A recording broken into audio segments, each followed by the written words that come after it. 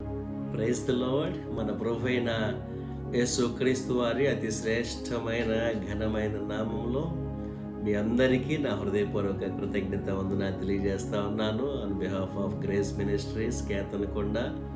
ఎలా ఉన్నారు? బాగున్నారా? ప్రస్తుత ప్రపంచ పరిస్థితులు, భయంకరమైన యుద్ధ వాతావరణం, భయంకరమైన తుఫానులు, ప్రమాదాలు, వీటన్నిటిని చూస్తూ ఉంటే నిజంగా బైబిల్లో చెప్పబడినటువంటి మాటలు మనకి జ్ఞాపకం వస్తూ ఉన్నాయి. అన్నిటి అంతము సమీపముగా ఉంది.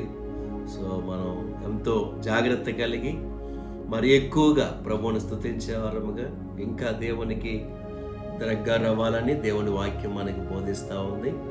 మరి యేసుక్రీస్తు ప్రేమను, ఆయన గొప్పతనాన్ని, ఆయన మంచితనాన్ని మనము ఇంకా ఎక్కువగా ఆస్వాదిస్తూ ఆ దేవుని కృపలో వర్ధిల్లాలని మా ప్రార్థన.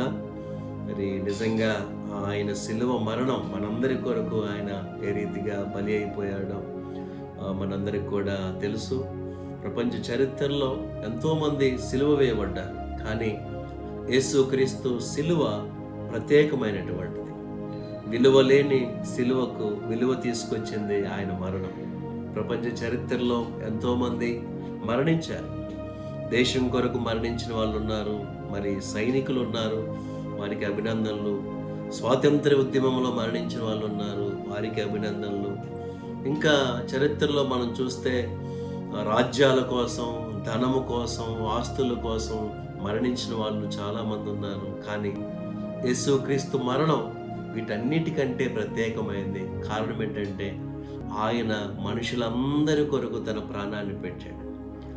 మనుషులందరి పాపము ఆయన తన మీద వేసుకొని మనందరికీ కూడా గొప్ప సంతోషము, సమాధానము, స్వేచ్ఛను, పాపము నుంచి విడుదల మనకి అనుగ్రహింపజేశాడు. కాబట్టి ఆ దేవుని ప్రేమను, ఆయన మనలను మోస్తున్న దేవుడు, మన పాపములను మోసిన దేవుడు, మనము మోయవలసిన సిలువను ఆయనే మోసిన దేవుడు. కాబట్టి అంత ప్రేమ కలిగిన దేవుడు. ఆ దేవుణ్ణి స్తుతించండి, ఆరాధించండి.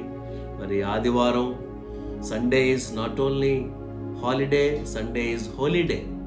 కాబట్టి యేసుక్రీస్తు పునరుద్ధాన శక్తి, ఆయన దేవుడని, ఆయన లోకరక్షకుడని, ఆయన పాపుల రక్షకుడని, ఆయన విమోచకుడని, ఆయనే నిజమైన దేవుడని ఆయన పునరుద్ధానం మనకి తెలియజేస్తుంది. కాబట్టి ఆదివారం పునరుద్ధాన దినములో కుటుంబాలుగా దేవుని మందిరానికి వెళ్ళండి, ప్రభువుని ఆరాధించండి, మరి కలిసి దేవుడిచ్చే ఆశీర్వాదాలు అనుభవించండి.